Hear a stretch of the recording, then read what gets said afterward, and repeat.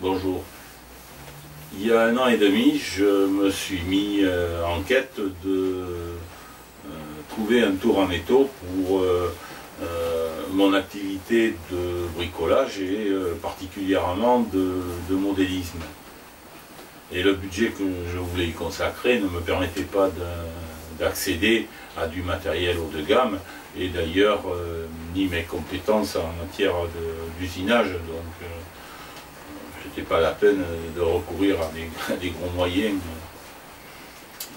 Et j'ai donc acheté il y a 1 an et demi un petit tour chinois GMD 400 GUD, je dis prononce comme ça, je sais pas trop comment ça se prononce, c'est allemand, mais fabriqué en Chine, il n'y a pas de doute. Et effectivement, lorsque j'ai reçu ce tour, j'ai réglé, j'ai tout repris des jeux et très vite j'ai découvert que ce petit tour GMD 400 était formidable. J'ai d'ailleurs fait une vidéo de présentation de ce matériel que je vous invite à visionner. En fait, elle est en 3 volets, je vous invite à la visionner si ce n'est pas déjà fait. Et je pouvais faire du filetage avec, je pouvais faire usiner des cônes, enfin vraiment pour un petit matériel vraiment en dessous de 1000 €. C'était formidable. Et je me suis tellement pris à ce jeu que je me suis décidé pour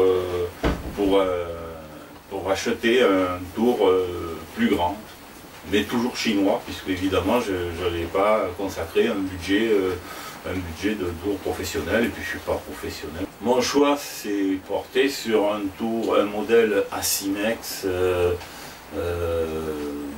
La référence précise, c'est DIY 0820 550 watts. Voilà.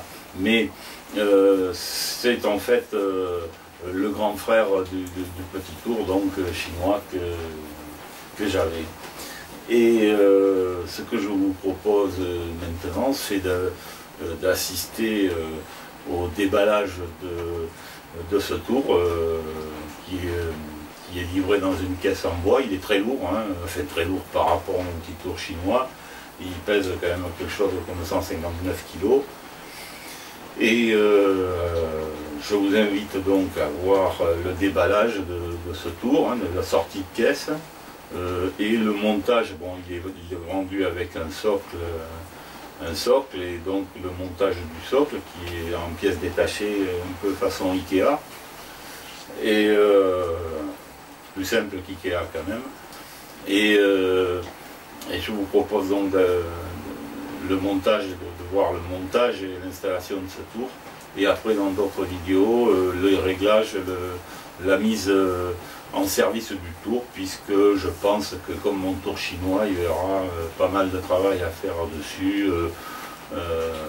Donc voilà, l'objet de peut-être 2-3 vidéos, je ne sais pas, je vais voir. En tout cas, au moins 2 vidéos. Et j'espère que ça vous conviendra, que ça conviendra à ceux qui sont intéressés par ce type de matériel.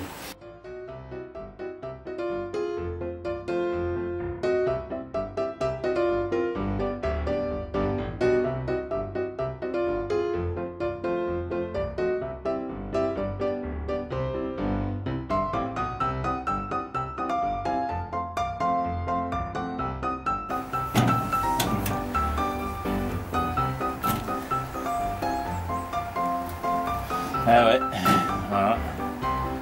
Bon, en fait, c'est pas très grave, mais ça veut dire qu'au niveau de l'emballage, ils n'ont pas été top.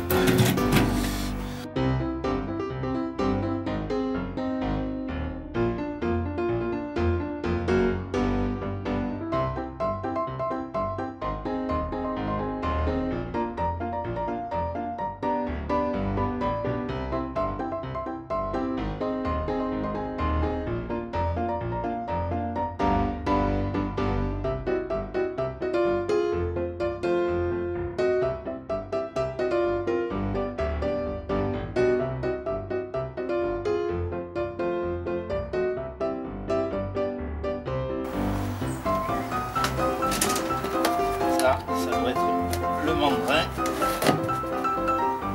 il est tenu par cloué au fond par 2 pointes.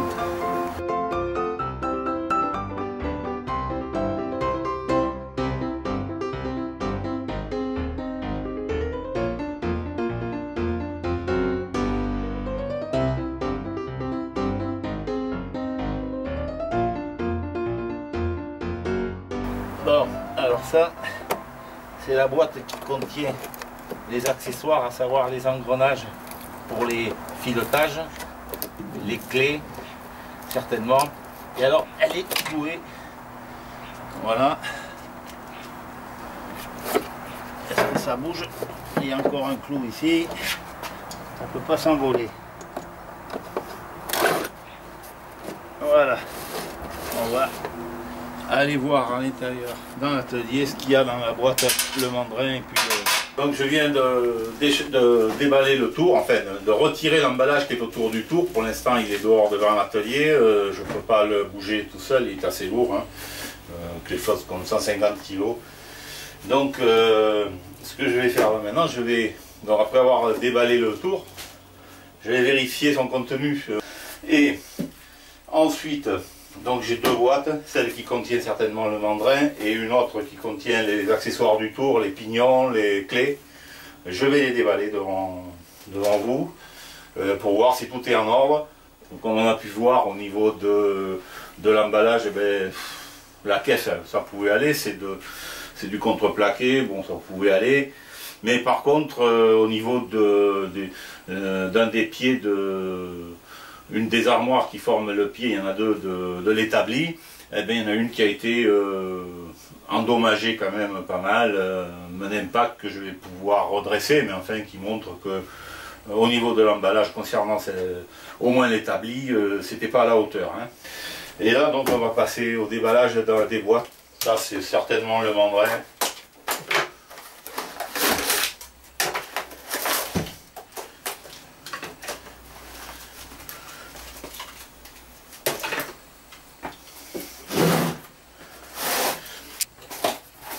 Voilà.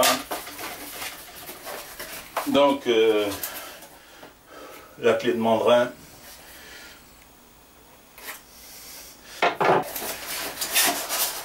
Et les morts. Alors ça je ne sais pas ce que c'est, mais bon avant de. C'est des vis. Des vis. Ici les morts. Ils sont bien emballés dans un papier huilé, c'est pas mal. Les marquages sont bien lisibles. C'est important parce qu'il y a un sens, hein. Voilà, donc ça je le laisse là comme ça pour l'instant. Je ne vais pas tous les déballer, ça sert à rien, j'en suis pas encore là, hein, à la démonter. Donc voilà, pour le mandrin ça a l'air d'être. Voilà. Alors c'est un mandrin de 125.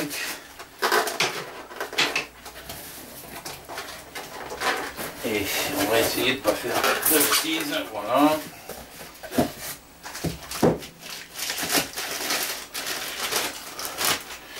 Voilà, il est très gras, hein. Bon, ça c'est pas un défaut, hein. Voilà, ça pue l'essence et tout ce qu'on veut. Peut-être pas l'essence, mais les huiles, le pétrole. La clé de mandrin, je vais quand même juste pour voir.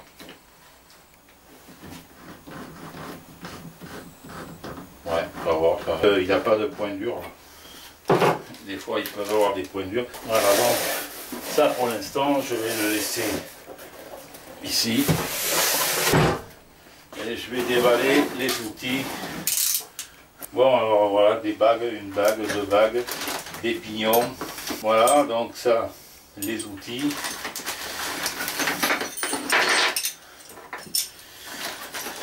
Voilà, ils sont bien gras, hein. Alors, 2 pointes. 2 pointes. MT2, MT3. Enfin, on va voir, hein. Il y en a une qui va aller dans le... Voilà.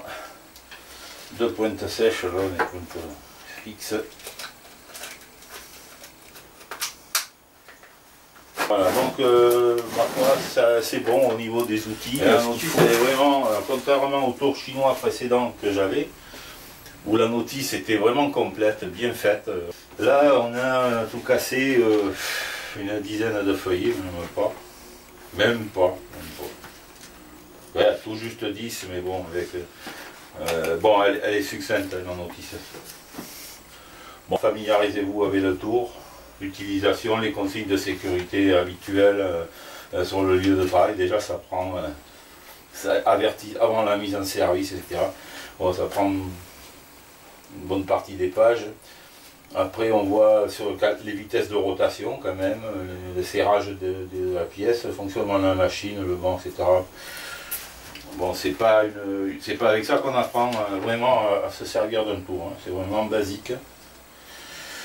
Mais bon, on fait connaissance avec la machine déjà au départ, avant d'attaquer quoi que ce soit dessus dans le montage, hein. Une déclaration de conformité au dos. Bon, la notice, elle n'est pas en couleur. C'est vraiment... on s'en fout, mais enfin... Voilà. Bon, c'est en français déjà, c'est ça. Alors le travail maintenant, ça va être de monter le socle, qu'ils appellent l'établi, hein. Je vais monter le socle, il est en pièces détachées, il va falloir que je redresse un petit peu l'impact qu'il y a eu lors du transport, de l'emballage. Donc je vais monter ça, le pied, ça ne sert à rien que je m'attaque au tour, hein. Je laisse le tour tel qu'il est, j'ai vérifié quand même, bon les manivelles ça tourne tout ça, mais ça s'arrête là, ça ne sert à rien d'aller plus loin.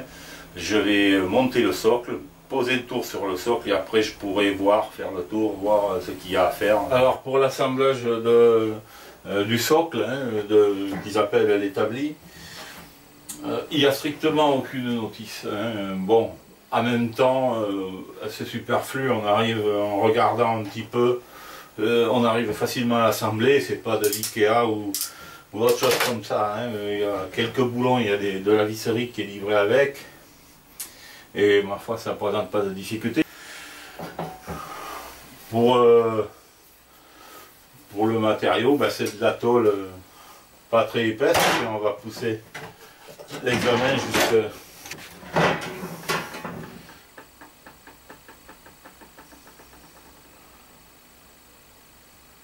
Ça fait, avec la peinture, ça fait 7/10 d'épaisseur, hein. Ça fait même pas 1 millimètre, hein. 7/10 d'épaisseur. Mais comme c'est plié, ben, ma foi, ça présente quand même bon, de la rigidité compte tenu de la largeur de ça. Ça, c'est les pièces transversales qui vont à l'intérieur des deux piliers, des deux colonnes. Chaque colonne comporte 3 étagères, vous allez le voir. Des petites étagères, compte tenu que l'ouverture de la porte ne laisse libre qu'environ 11 cm. À l'intérieur c'est un peu plus large, mais c'est suffisant pour ranger des outils, pour ranger des accessoires du tour. Ça pourra se ranger, la boîte d'outils. Donc bon, on va pas demander, il faut que ça tienne le tour, hein. Après le fait d'avoir du rangement en dessous c'est pas plus mal, mais bon, on va pas loger 36 choses là-dedans, hein. Voilà, alors apparemment au fond des colonnes qui forment le piétement du tour, hein, de l'établi, ben, il y a 2 trous, et ça veut dire que pour rigidifier tout ça, il va falloir le visser dans le sol. Moi j'ai dans l'atelier un sol qui repose un carrelage sur du béton, donc il n'y aura pas de problème, je pourrai visser là-dedans. Après, voilà, en général quand on installe un tour quelque part, c'est un sol dur, hein. Alors, un autre point, c'est le bac, on va dire, receveur d'huile ou de copeaux sur lequel va reposer le tour. Lorsqu'on achète avec le socle, c'est livré avec le socle. Mais lorsque vous achetez le tour sans le socle, eh c'est en supplément, hein. Vous n'avez pas de bac, c'est à vous de l'acheter séparément, certainement ça va être possible. Le problème de ce socle, on le voit de suite, c'est qu'il est monté sur charnière. Alors ça n'a pas été fait pour simplifier le travail ou l'améliorer, le travail du tour, hein, pour l'utilité, ça a été fait uniquement pour le transport, parce que comme ça prend moins de place. Il n'en demeure pas moins que vous, quand vous allez l'installer, vous avez cette articulation au milieu. Ça pose pas de problème si vous voulez utiliser le tour sans dispositif de lubrification. Mais bon, on est tenté sur un tour comme ça d'en mettre un plus tard. En tout cas, moi, c'est ce que je vais faire assez rapidement. Et là, ça va fuir. Donc, il faut déjà que je prévoie l'étanchéisation de ça, quoi. De ça. C'est dommage d'avoir mis des charnières, des charnières costauds. Alors, j'ai vu certains qui avaient soudé. Moi, je suis pas un bon soudeur sur la tôle. Je sais pas très bien faire. Et puis, il va falloir gratter parce qu'on ne peut pas souder sur de la peinture, tout ça. Donc, je vais peut-être trouver un autre système.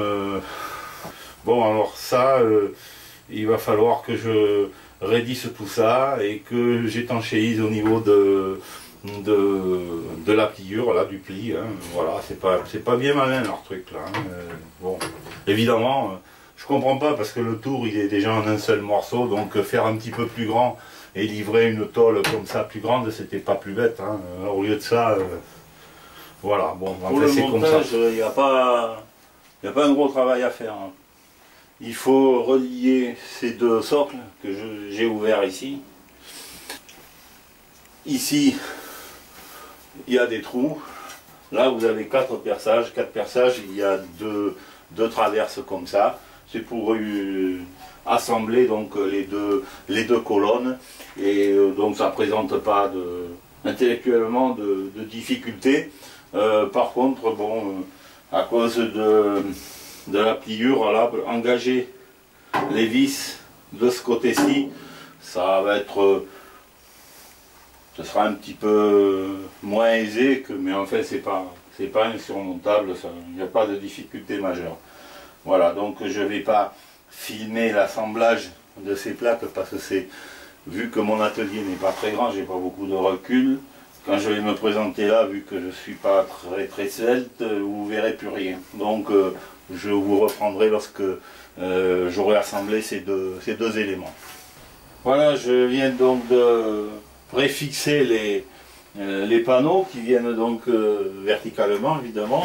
Il y en a un de chaque côté, un dans le fond et puis un sur l'avant, fixé donc par 4 boulons écrous pour chaque panneau. Je vais les serrer, pour ça avant il va falloir que j'équilibre, parce que là c'est de Game Boy. Et je vais utiliser un niveau et vérifier le niveau du sol. En principe mon sol est de niveau, mais je me rends compte que finalement c'est peut-être pas assez haut pour moi, parce que je suis grand et pour moi il faudra que je le surélève davantage. Je vais prendre des plaques de ciment cellulaire, alors je ne sais pas comment ça s'appelle. Ce sont des carreaux que l'on peut coller par-dessus le carrelage là. Et ensuite je pourrais sceller le meuble dedans. Donc je vais le surélever de 10 cm, 80 cm, ça va me faire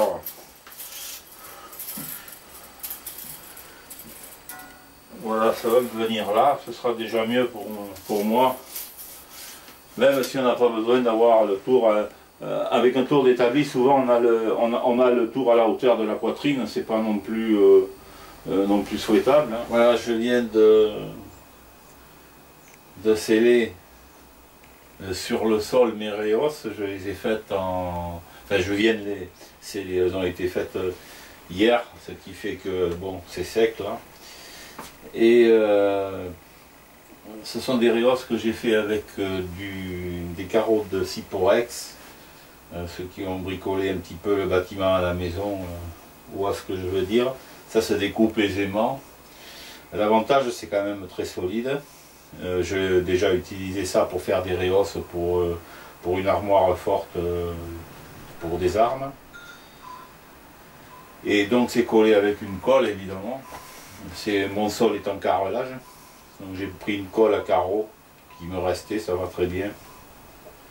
Et j'ai procédé à un scellement chimique de goujon de 12 en acier zingué, sur lequel va venir se fixer les deux colonnes du socle du tour. J'ai un petit défaut de niveau. Je vais donc ici compenser, j'ai prévu des tiges filetées un peu plus longues pour pouvoir glisser des cales que je vais faire certainement du contreplaqué, ça sera suffisant, et rectangulaire, hein, afin que le socle du tour soit parfaitement de niveau dans les deux sens, longitudinal, transversal. Sur la notice du tour, ils le disent et c'est parfaitement compréhensible, ce ne sont pas des tours qui ont la rigidité de tour professionnel, donc il faut que la base sur laquelle il va reposer soit parfaitement alignée en horizontal et en transversal. Voilà, vous pouvez voir le tour qui a été monté, hein. On a monté donc les piétements, hein. Bon, alors l'image est coupée, hein, c'est pas grave, on ne le voit pas moi, ce qui compte c'est le tour. J'ai pas assez de recul dans mon atelier. Alors, le tour donc est monté. Ça n'a pas été une mince affaire que de le porter sur le support. Il est très lourd, hein, il pèse environ 150 kg, 150, 160 suivant les indications de la notice. Et bon, il y a besoin d'un bon nettoyage, un gros nettoyage. Je vais faire des plans plus gros, hein. Et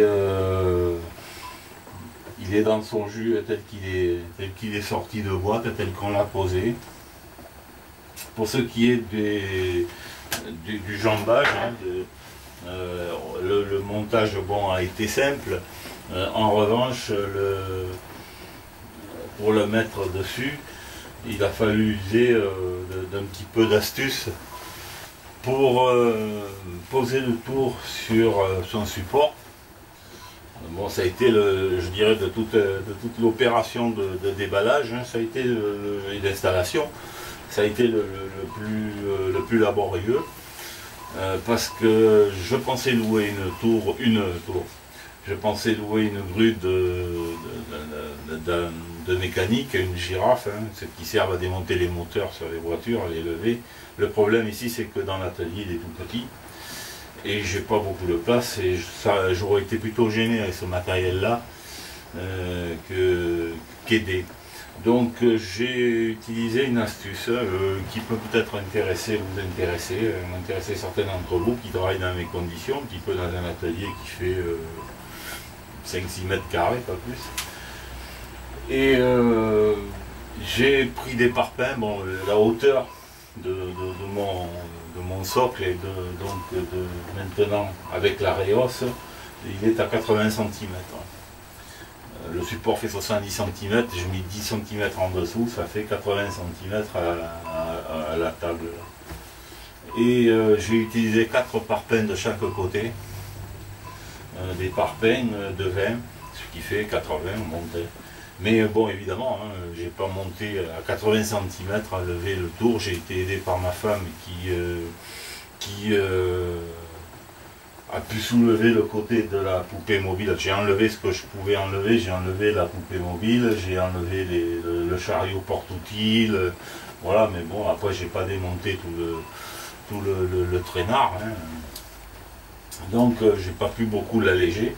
J'ai enlevé la tôle à l'arrière, ce qui permet une préhension, parce qu'on ne peut lever ce tour que par les glissières. On ne peut pas soulever par les boîtes d'engrenage, le moteur, absolument pas. On peut attraper que par les glissières. Et ça ne facilite pas la manutention. Alors voilà comment j'ai fait en clair. J'ai pris un cric hydraulique, hein, qui sert pour les voitures, qui peut lever 2 tonnes. Et je l'ai engagé sous la glissière, il peut lever qu'à 30 cm ce cric. Et mais c'est suffisant, puisque j'ai levé donc de 30 cm, je glisse un parpaing dessous, également de l'autre côté. Une personne qui n'est pas très costaud peut très bien soulever la partie côté poupée mobile, hein, c'est pas un problème. Le plus lourd c'est la boîte de vitesse, le moteur, voilà. Et donc avec le cric, je lève, je l'ai calé sous la glissière, j'ai levé et il suffisait de tenir un peu le ballon, hein, et j'ai glissé un parpaing et également de l'autre côté, et ensuite je glissais un parpaing également sous mon cric et je reprenais, je remontais avec le cric jusqu'à peu près 20 cm pour glisser et ainsi de suite. J'ai pu arriver à monter le tour sans difficulté physique. J'ai pu monter le tour à la hauteur de 80 cm. Il m'a suffi simplement ensuite de le faire glisser sur le support. Voilà, donc en clair, hein, c'est un peu comme il paraît-il faisaient les Égyptiens leur pyramide, hein, c'est par degrés, et j'ai pu monter le tour de cette façon-là. C'est important parce que si vous avez une personne avec vous qui n'est pas non plus très performante physiquement baraquée pour pouvoir, et même moi je ne pouvais pas le lever à 80 cm, c'est pas possible, hein. Ça fait trop lourd. Et donc l'astuce elle est bonne parce qu'on peut très bien y arriver pas tout seul, parce qu'il faut quelqu'un quand même pour tenir. Alors l'aide elle va être pour vous tenir le ballon, hein, parce que bon, avec un petit cric hydraulique, c'est pas non plus une très grande mobilité et stabilité, hein, mais donc il faut tenir un petit peu le dévers, hein, et c'est pas physiquement difficile, c'est tout à fait dans le domaine du réalisable pour des personnes qui ne sont pas des haltérophiles. Et voilà, donc en grimpant de parpaing en parpaing jusqu'à 80 cm, et après tac, j'ai glissé dessus. Voilà l'astuce, et je ne pouvais pas mettre un palan puisque c'est un cabanon, bon il est costaud, mais j'ai pas de poutre auquel je pourrais prendre un palan pour pouvoir lever quelque chose comme 159 kg. Hein. Voilà, donc ça a été très bien avec le cric. Ça a pris un peu de temps, ça a été laborieux, mais physiquement tout à fait réalisable. Il n'y a pas de difficulté majeure. J'ai pas attrapé le mal au dos à faire ça. Voilà. Maintenant il me reste à faire la mise en route. Alors il va falloir que je le nettoie parce que je m'aperçois que il y a des points durs, donc il va falloir régler les glissières. Il va falloir régler donc les chariots. Celui-ci par contre, le transversal, coulisse bien. Il n'y a pas de jeu. Bon, mais il y a du nettoyage, il y a de la mise au point. La boîte de vitesse, il va falloir ici, il va falloir que je l'ouvre. Bon, ici il y a un voyant, un témoin, on voit un petit hublot. On voit de l'huile, normalement, bon, il y a déjà de l'huile dedans, mais bon, on ne peut pas faire confiance à cette huile-là. Hein, donc, je vais ouvrir la boîte, regarder les pignons dedans. Enfin, tout ça, ça va faire l'objet de la prochaine vidéo, la mise en route du tour. La seule chose que j'ai fait, j'ai démarré le moteur de façon très brève pour m'assurer que le moteur tournait, hein, parce que bon, après tout, il vaut mieux le déceler dès le départ, hein, avant de l'avoir monté là. Hein. Donc alors qu'il était au sol, j'ai vérifié que l'opération pouvait se faire, et j'ai démarré le moteur, et bon, il tourne, il n'y a pas de problème, voilà. Donc la prochaine vidéo, vous verrez le nettoyage du tour, vous regarderez dans la boîte les pignons, là également les engrenages là ici pour le filetage, les réglages des poupées. Voilà ce que je vous propose. Ici j'ai fait une éraflure avec un parpaing, c'est des dommages collatéraux, c'est pas très grave, c'est sur le meuble. Voici un plan donc du tour, hein, notre plan. La boîte de vitesse et puis le tableau de commande. Le mandrin n'a pas encore été installé. Je refasse mon installation électrique partiellement pour pouvoir loger un disjoncteur dédié au tour. Mais enfin tout ça c'est accessoire. Voilà. Et dans les prochaines vidéos vous verrez la mise au point du tour.